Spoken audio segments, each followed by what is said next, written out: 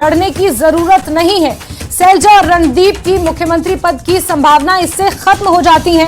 इससे उनके मुख्यमंत्री पद पर विचार किए जाने की संभावनाएं खत्म मानी जा रही हैं। क्या भूपेंद्र हुड्डा के मुख्यमंत्री पद के उम्मीदवार बनने का रास्ता इसे साफ माना जाए, ये बड़ा सवाल खड़ा होता है जिस तरह से बयान सामने आया है।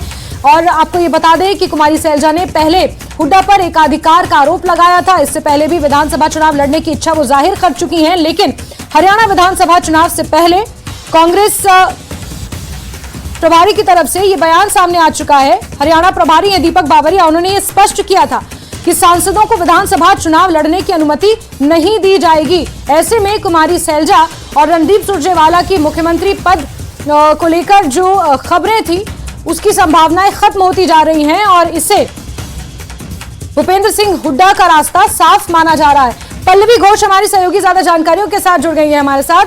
पल्लवी, किस तरह से इस खबर को देखा जाए?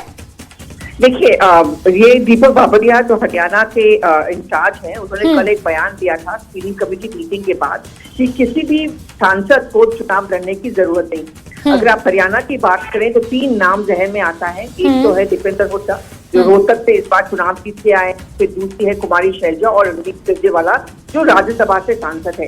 तो साफ साफ ये तय हो जाता है कि इन तीनों को चुनाव लड़ने के लिए टिकट नहीं दिया जाएगा। तो ऐसे में सवाल ये उठता है कि फिर जो मुख्यमंत्री का चेहरा का जो नाम आएगा, क्योंकि औपचारिक तरीके से कांग्रेस कभी भी किसी का नाम का ऐलान नहीं करती जब तक चुनाव खत्म नहीं होते, लेकिन चुनाव अगर कांग्रेस जीतती है और अगर ये तीनों नेता चुनाव नहीं लड़ रहे हैं तो क्या इसका मतलब ये रह जाता है कि उसके भूपेंद्र हुड्डा प्रमुख दावेदार बनकर रह जाएंगे। लेकिन अगर आप कांग्रेस का कैंपेन या प्रचार का वीडियो देखिए तो उसमें बार बार दीपेंद्र हुड्डा प्रचार कर रहे हैं, वो दिखते नजर आ रहे हैं। भूपेंद्र हुड्डा सबसे पहले कद्दावर नेता माने जाते हैं क्योंकि वहां के मुख्यमंत्री रह चुके हैं, उनका काफी पकड़ समझा जाता है।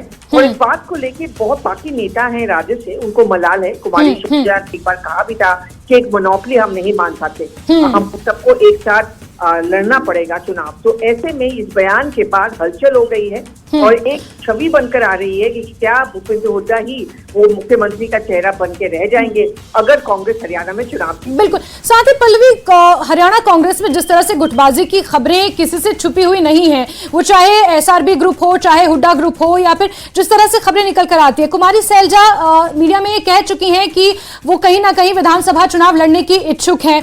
मात्र एक दलित चेहरा है हरियाणा में जो मुख्यमंत्री पद की दावेदार मानी जा रही थी। ऐसे में क्या गुटबाजी कांग्रेस में और गहराएगी इस तरह के बयान, इस तरह के जो दीपक बावरिया ने बयान दिया है? सिर्फ दलित चेहरा नहीं, महिला भी है। हाँ, और पता है जैसे कि ये रेसलर्स वाले इशू उभर के आया है, वहाँ पे एक महिला चेहरा को प्रकट करके पेश करना एक बहुत स्ट्रॉन्ग ट्रम्प का शायद कांग्रेस के पास रहता। अब ऐसे में इस तरह का बयानबाजी अगर वापस लिया जाए तो क्लियरली साफ है कि आला कमान को पसंद नहीं आया होगा दीपक बावरिया का। लेकिन मैं ये बात मानने के लिए इसलिए तैयार नहीं हूँ क्योंकि मुझे नहीं लगता कि दीपक बावरिया इस तरह का बयान देते अगर कांग्रेस का ये आला कमान का ये मत नहीं रहता। गुटबाजी का बात आप जो कह रही है एकदम सही है। कर्नाटक में भी काफी गुटबाजी थी, लेकिन राहुल गांधी बार बार जाके शिव कुमार और सिद्धरामैया को बोलते थे कि आपको एक साथ लड़ना है। यहाँ पे भी हरियाणा में एक कोशिश की जा रही है कि अलग अलग जो गुट है एक साथ लड़े, और ये बात कुमारी शैलजा खुद बोलते हुए नजर आई है।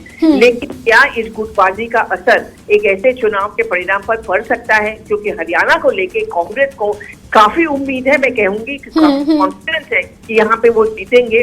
लेकिन अगर कोई एक फैक्टर कांग्रेस को रोकती है, वो सबसे बड़ा फैक्टर यही होगा कि यहाँ पे अलग अलग खेमा तैयार हो गया है। और दीपक बावरिया के बयान के बाद शायद बहुत सारे ऐसे नेता हैं कांग्रेस हरियाणा के जो भूपेंद्र हुड्डा के कैंप के नहीं है, वो अपसेट या नाराज हो जाएंगे। बिल्कुल। पल्लवी, एक आखिरी सवाल आपसे लेना चाहूंगी। भले ही कुमारी शैलजा या तमाम जो बड़े चेहरे हैं रणदीप सुरजेवाला वो ये कह रहे हो आला कमान के सामने कि हम सबको मिलकर चुनाव लड़ना होगा, लेकिन चुनाव विधानसभा का लड़ता है जमीनी कार्यकर्ता। उस तक ये संदेश पहुंचाना, उस तक ये नैरेटिव, ये पर्सपेक्टिव पहुंचाना कहीं ना कहीं चैलेंज रहेगा कांग्रेस के सामने।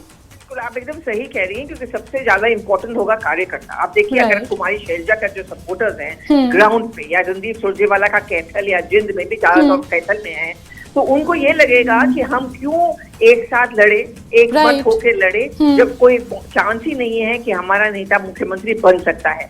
मुझे लगता है कोई कॉम्प्रोमाइज निकाला जाएगा, एक नीति का गठन भी होगा और सबसे ज्यादा नजर इस बात पे रखना भी पड़ेगा कि क्या लिस्ट निकल के आती है। क्या टिकट डिस्ट्रीब्यूशन में सिर्फ हुड्डा का दबदबा रहेगा या कुमारी शैलजा, रणदीप सुरजेवाला, बाकी जो खेमा है, क्या उनका भी दबदबा रहेगा? ये बैलेंसिंग एक्ट अब कांग्रेस के आला कमान या टॉप लीडरशिप को करना पड़ेगा। ठीक है पल्लवी, बहुत बहुत शुक्रिया हमारे साथ जुड़ने के लिए। तो हमारी पॉलिटिकल एडिटर पल्लवी घोष को आप सुन रहे थे, जिन्होंने कहा कि अब डिपेंड करता है कि टिकटों का आवंटन किस तरह से होता है और जो गुटबाजी है, कांग्रेस धरातल पर उस गुटबाजी से किस तरह से निपटती है, ये देखना अपने आप में काफी महत्वपूर्ण रहेगा।